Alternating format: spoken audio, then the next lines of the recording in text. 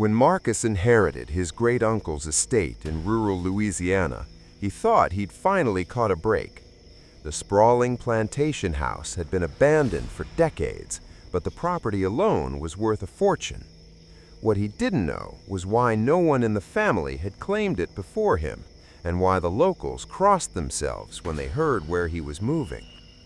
The house stood at the end of a long dirt road, surrounded by ancient oak trees draped in Spanish moss. Marcus arrived on a humid September afternoon, the air thick enough to taste. As he stepped through the front door, a chill ran down his spine despite the oppressive heat. The interior was surprisingly well preserved, though every mirror in the house had been covered with black cloth. That first night, Marcus heard footsteps on the floor above him. He assumed it was the old house settling, but the footsteps followed a deliberate pattern, pacing back and forth across the same section of floor. When he went upstairs to investigate, he found a locked room at the end of the hallway. The door was heavy oak, reinforced with iron bands and covered in strange symbols carved deep into the wood. He should have left it alone. Instead, he spent the next day breaking through the lock with a crowbar. The door swung open with a groan that sounded almost human, revealing a circular room with walls painted entirely black. In the center of the floor was a large circle drawn in what looked like rust-colored paint, though Marcus had a sickening feeling it wasn't paint at all. Inside the circle were symbols he didn't recognize, surrounding a small wooden chair that faced the only window. Scattered around the room were dozens of journals, their pages filled with his great-uncle's cramped handwriting. Marcus spent hours reading them, his horror growing with each page. His great-uncle had been obsessed with contacting something he called the Dweller Between. The journals detailed decades of rituals, sacrifices of animals at first, then hints of something darker. The final entries were barely coherent, describing how he'd finally succeeded in opening a doorway, but couldn't close it. The last entry, dated the day before his great-uncle's body was found in the swamp, simply read, "It wants out. The circle won't hold much longer. I can feel it pressing against the barrier, night after night. When I sleep, it whispers through my dreams. It knows my name now. It knows all our names."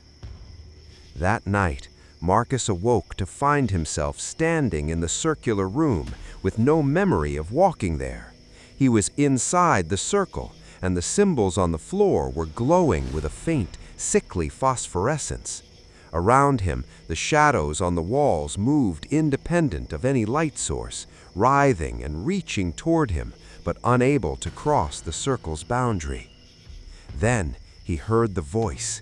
It came from everywhere and nowhere, speaking in a language that hurt his ears and made his teeth ache, but somehow he understood it. It had been trapped here for decades, bound by his great-uncle's final ritual. It had been feeding on the old man's life force, draining him slowly, and when he died, the binding weakened but didn't break. Now it wanted Marcus to complete what his great-uncle had started, to step outside the circle and let it cross over fully into the world. Marcus ran.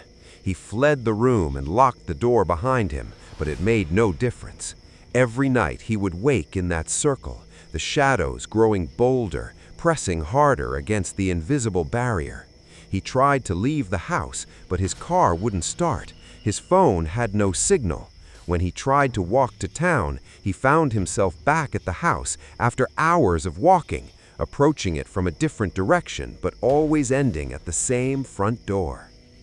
The entity began to appear in his dreams, showing him what it would do once freed. He saw cities burning, people driven mad by its presence, reality itself warping and tearing like wet paper. It fed on fear and despair, and it had been starving for so long. His great-uncle had thought he could control it, use its power for his own ends. Instead, it had controlled him, manipulated him into creating the perfect prison-host relationship. On the seventh night, Marcus awoke to find the circle's symbols were fading, the rust-colored lines growing paler. The entity manifested before him, no longer just shadows, but a towering form that hurt to look at directly, all wrong angles and impossible geometry. It told him he had a choice: complete the ritual and let it through, where it would consume everything he loved, or take his great-uncle's place as the binding anchor, spending the rest of his life trapped in this house, in this circle, slowly being drained to maintain the seal. Marcus chose the only option he could live with. He gathered every journal, every ritual item, and built a pyre in the circular room. As the flames rose, he sat in the chair inside the circle and began reading the binding ritual from the final journal. The entity raged, the house shaking with its fury, but Marcus continued. He felt his life force being woven into the binding, felt himself becoming part of the seal. The police found him 3 weeks later, sitting in that chair, alive but catatonic. His eyes were open but unresponsive. They moved him to a psychiatric facility, but every night his brain activity spikes in patterns that doctors can't explain. In his mind, Marcus sits in an endless darkness, holding back something that presses against reality's fabric, waiting for his strength to fail. The house still stands, the circular room door locked once more, and sometimes, late at night, locals report seeing a faint glow from that upstairs window and hearing a voice that seems to call out every name in town, one by one, searching for the next anchor when Marcus finally dies.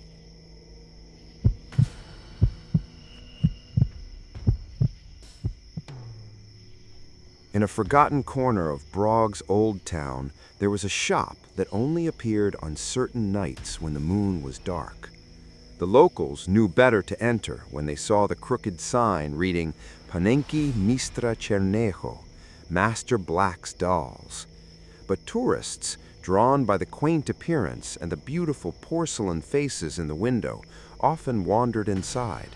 Sarah was one such tourist, an American art student studying abroad. She was enchanted by the shop's Victorian aesthetic and the incredibly lifelike dolls displayed throughout. Each doll was unique, with eyes that seemed to follow her movement and expressions so detailed they appeared almost human. The shopkeeper, an ancient man with fingers stained black from dyes and clay, smiled when he saw her admiring a particular doll, a young woman in a wedding dress with Sarah's exact shade of blonde hair and green eyes.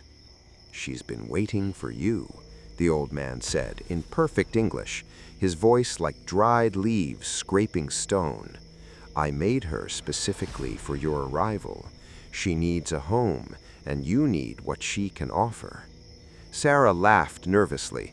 "I don't remember ordering anything." The old man's smile widened, showing teeth too white and too numerous for a human mouth. "Not you, your grandmother. She made arrangements long ago. A debt must be paid, you see. Your family has prospered for 3 generations because of an agreement. Now it's time for the balance." Before Sarah could respond, the old man pressed the doll into her hands. It was warm, almost feverish, and impossibly heavy for its size. "Take her home, keep her close, feed her your secrets, your fears, your dreams. In 7 days, you'll understand everything." Sarah should have dropped the doll and run, but she found herself clutching it tighter, her fingers moving without her conscious control. She paid an amount she didn't remember agreeing to and left the shop. When she looked back, the building was gone, replaced by a modern electronics store that had clearly been there for years. That night, the doll sat on her dresser, and Sarah could swear its expression changed throughout the evening. By midnight, she was convinced the doll's eyes were open when they had been closed before. By 3 a.m., She was certain the doll had moved to a different position. By dawn, she woke to find the doll sitting on her chest, its porcelain face inches from her own, and she could feel breath on her skin, even though dolls don't breathe. Over the next days, Sarah discovered the doll's true nature. Every secret she thought, every fear she felt, the doll absorbed. And in return, it showed her visions of her grandmother as a young woman, making a deal with the shopkeeper in that same store decades ago. Her grandmother had been desperate, pregnant, and abandoned, with no money and no prospects. The shopkeeper offered her a deal: prosperity for her and her descendants for 3 generations, in exchange for the 4th generation providing a vessel. Sarah realized with growing horror that she was the 4th generation, and the doll wasn't collecting her secrets, it was learning to become her.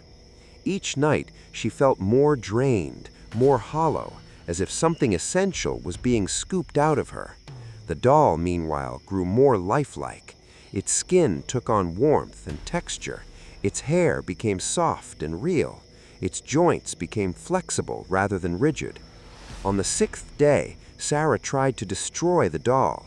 She threw it in a fire, but it emerged unscathed. She smashed it with a hammer, but the porcelain repaired itself before her eyes. She threw it in the river, but it appeared back on her dresser the next morning, wetter and somehow more alive than before. Each attempt left her weaker and the doll stronger. The 7th night arrived. Sarah locked herself in her apartment, barricading the bedroom door. But at midnight, she heard movement from the dresser. The doll stood up, no longer stiff and lifeless, but moving with fluid grace. It approached Sarah's bed, and when it spoke, it used Sarah's own voice. "Thank you for completing the transfer. I've been trapped in porcelain for so long, imprisoned by Master Black to pay off my own family's debt. Now you'll take my place, and I'll live your life. Don't worry, I'll take good care of your relationships, your dreams, your future. I'll be a better you than you ever were."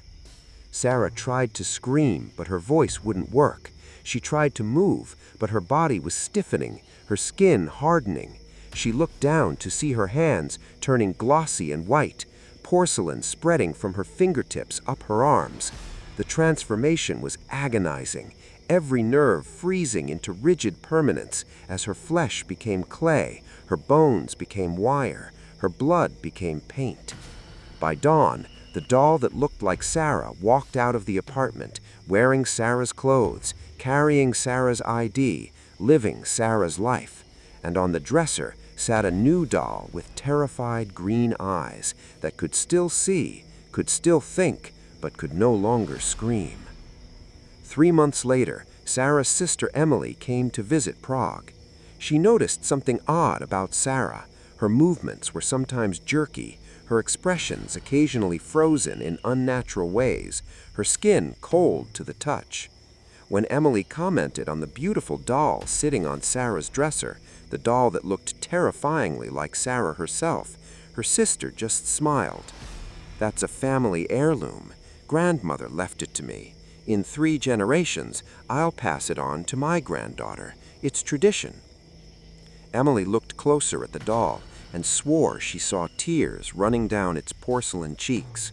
That night, she heard crying from Sarah's bedroom, but when she investigated, she found only Sarah sleeping soundly with an empty smile on her face, and the doll sitting upright, its eyes open and pleading in the darkness. The shop in Prague still appears on moonless nights. Master Black still creates his dolls, each one housing a soul trapped for generations, waiting for the next family member to continue the debt.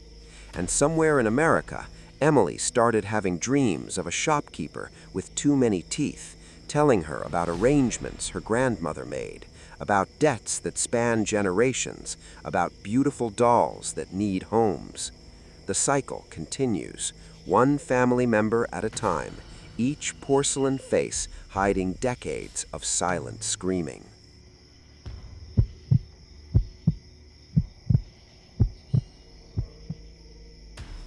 Dr. James Chen thought he understood the nature of reality. As a neuroscientist specializing in consciousness studies, he'd spent 15 years mapping the brain, explaining away supernatural experiences as neural misfires and chemical imbalances. Then he met the patient in room 217, and everything he knew became dangerously irrelevant. The patient had no name in the records, just Subject M. She'd been found in an abandoned subway tunnel beneath Chicago, surrounded by 7 corpses arranged in a perfect circle. Each corpse was drained entirely of blood, but there wasn't a drop on the floor or walls. Subject M was alive, unconscious, and covered in symbols painted in blood that remained wet no matter how much time passed. When she woke, she spoke in a language that predated written history, according to the linguists who came to study her. But James understood her perfectly, words forming in his mind without translation. She told him she had been trying to end the world, and she had failed. Her name, she said, was Miriam, and she was older than the city above them, older than the country, older than most civilizations. She had learned black magic from a man who called himself the first magician, who claimed to have been taught by things that existed before humanity. The magic required terrible sacrifices, but it granted power over the fundamental forces, life, death, time, and the spaces between. Miriam had been part of a cult devoted to mercy. They believed existence itself was suffering, and the kindest thing they could do was end it all. Not just humanity, but reality itself. They'd spent decades gathering power, conducting rituals, paying prices that James couldn't comprehend. The 7 people in the circle had been willing sacrifices, the final components needed to tear open the walls between dimensions and let the void flow through. But something had gone wrong, or perhaps, she said with a smile that didn't reach her haunted eyes, something had gone right. The ritual had failed, the door had closed, and she had been left alive with all the power they'd gathered, all the darkness they'd summoned, trapped inside her.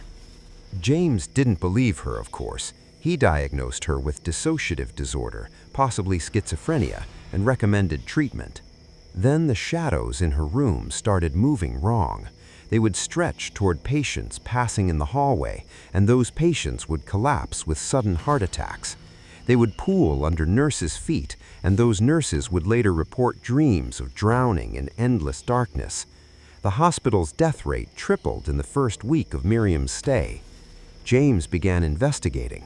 He found the cult's meeting place, a basement beneath an abandoned factory. The walls were covered in formulas and diagrams that looked like mathematics but described reality-breaking concepts. He found journals detailing their work, how they discovered that consciousness was the lock keeping reality stable, and how removing enough consciousness in the right way could pick that lock. The journals described the prices they'd paid. Each level of power required a sacrifice. First, they'd sacrificed their capacity for joy, cutting it out of their souls through agonizing rituals. Then love, then hope, then empathy. With each loss, they became more powerful and less human. The final sacrifice was supposed to be their own lives, channeled into the great opening. But Miriam had hesitated at the last moment. Some tiny fragment of her original humanity had reasserted itself, and she'd pulled back from the brink. The ritual collapsed inward instead of opening outward, and all the power, all the darkness, all the accumulated sacrifices of the entire cult got trapped inside her.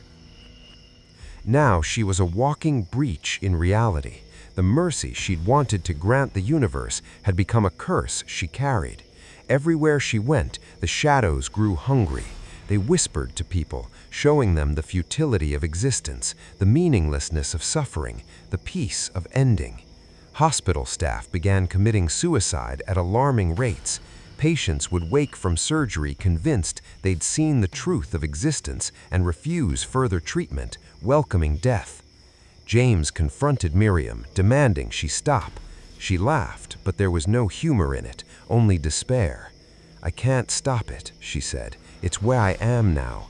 Every second I exist, reality breaks down a little more around me. The shadows I carry are hungry for the ending we promised them. They're trying to finish the ritual through me." She showed him what she saw, shadows with mouths, with eyes, with intentions. They weren't metaphors or hallucinations, they were real as gravity or light, drawn from the spaces between existence by the cult's work. They fed on consciousness, on the spark that separated living minds from dead matter, and through Miriam they had access to the world. James tried to help her. He assembled specialists, researchers, even consulted with practitioners of various spiritual traditions. A priest tried to exorcise her, but the shadows consumed him, leaving a body that aged 70 years in seconds. A shaman attempted to close the breach, but the ritual backfired, and he spent his remaining days drawing symbols on the walls with his own blood, trying to warn others. Miriam grew weaker as the shadows grew stronger. She was being hollowed out from the inside, turned into a pure conduit for the force she'd summoned. She told James she could feel it spreading through the hospital, through the city, like roots growing through reality's foundation. Eventually, it would reach critical mass, and the ritual would complete itself. Not the clean, instant ending her cult had planned, but a slow collapse of consciousness across the planet. James made a choice he knew would damn him. He asked Miriam to teach him the magic, to show him how to contain or direct the force. She warned him of the price, but he insisted. They had to try. The learning process was agony. Each lesson required him to sacrifice a piece of himself.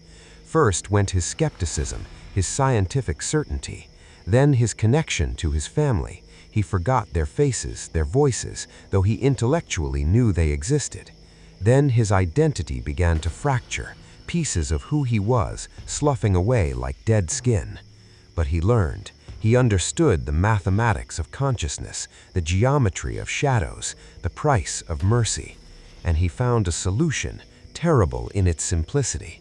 The ritual needed to complete, the door needed to finish opening, but instead of letting it open from inside reality outward to the void, he could reverse the flow, pulling the void through and sealing it in a single point. That point would need to be a consciousness, a human soul strong enough to contain infinite nothing. It would mean eternal existence as a prison for the hungry dark, forever holding the door closed through sheer force of will. Miriam assumed he meant to use her, but James had learned enough. On the night he completed his training, he carved symbols on his own skin, drew circles in his own blood, and spoke words that made reality shudder. He pulled the darkness out of Miriam and into himself, became the lock and the key simultaneously. The hospital staff found him the next morning, sitting perfectly still in his office, eyes open but unseeing. He breathes, his heart beats, but James Chen no longer exists in any meaningful way.